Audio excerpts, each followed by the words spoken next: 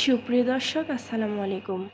কেমন আছেন সবাই? আজকে নতুন পর্বে আরেকটি রেসিপি নিয়ে এসেছি, তিলের পুলি পিঠা।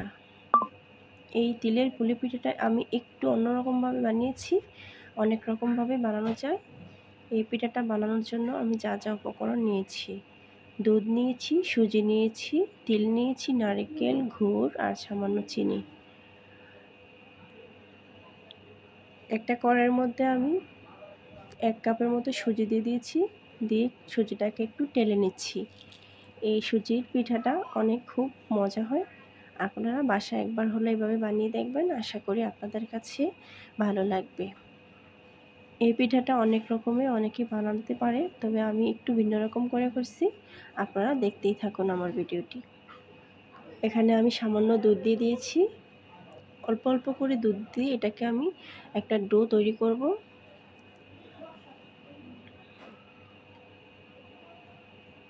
চুলাটা এই পর্যায়ে একদম লো থাকবে, তা না হলে সুজিটা সিদ্ধ হবে না, পোড়া লেগে যাবে, খেতে ভালো লাগবে না।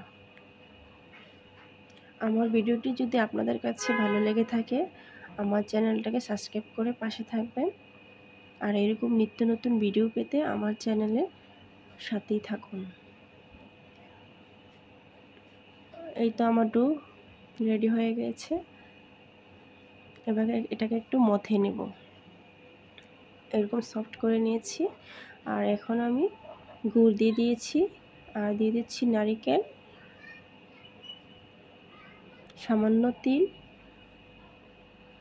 দিয়ে কিছুক্ষণ এটাকে মিক্স করে ভেজে নেব। এই নারকেলের পুলি পিঠাটা খেতে বেশ দারুণ লাগে। কম বেশ সবাই অনেক পছন্দ করে।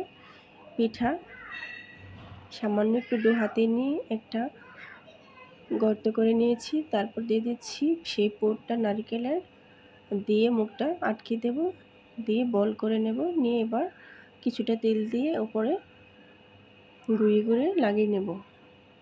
এই তিলের পুলি পিঠাটা খেতে বেশ দারুণ লাগে। আপনারা এইভাবে বানিয়ে দেখবেন।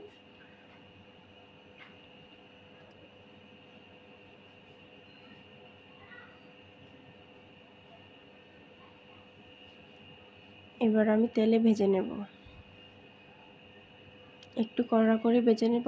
সুজি পিঠাটা খুব ভালো লাগে, চাউলের গুঁড়া দিয়েও করা যায়। ধন্যবাদ সবাইকে আমার ভিডিওটি দেখার জন্য। আল্লাহ হাফিজ।